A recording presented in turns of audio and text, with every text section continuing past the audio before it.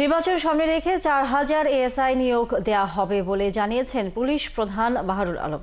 বুধবার সচিবালয়ে এক বৈঠক শেষে তিনি জানান, এদের মধ্যে ২,০০০ পদোন্নতির মাধ্যমে আর সরাসরি নিয়োগের মাধ্যমে আসবে বাকিরা।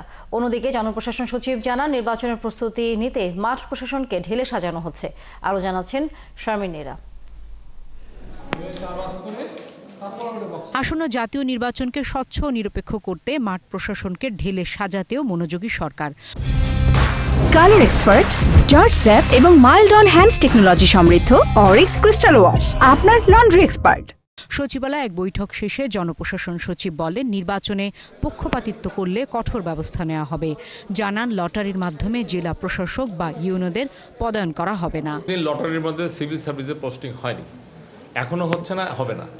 এখন হলো কমপ্লেনের এগেনস্টে আমাদের ফিটলিস্ট আছে, সেখান থেকে তাকে উইথড্র করা হচ্ছে। মাঝে দেখছেন কিছু হয়েছে, আরও সামনে হবে। আমরা এই চ্যালেঞ্জটাকে মেনে নিয়েই অনেক ধরনের স্ক্রুটিনি করে আগে যারা এগুলোর সাথে জড়িত ছিল অথবা প্রোঅ্যাক্টিভ ছিল, ওভার অ্যাক্টিভ ছিল, এদেরকে এই তালিকার মধ্যে এরা কেউ নাই এবং থাকবে না।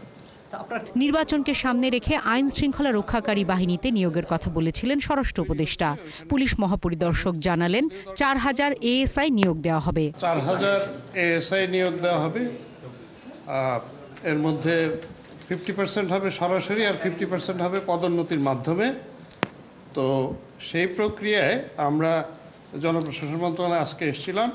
ওই বিধিটা যেটা তৈরি হচ্ছে, ওইখানে মাইনর কিছু সংশোধনী দরকার ছিল, তো ওনারা সেটা করে দিচ্ছেন, যার জন্য আমাদের এই রিক্রুটমেন্টের পথটা একটু সুগম হলো আর কি। দ্রুত সময়ের মধ্যে পুলিশের এই নিয়োগ সম্পূর্ণ করা হবে বলে জানান তিনি। জেলা ও বিভাগীয় পর্যায়ে কনস্টেবল পদে নিয়োগ অব্যাহত আছে বলে উল্লেখ করেন পুলিশ প্রধান।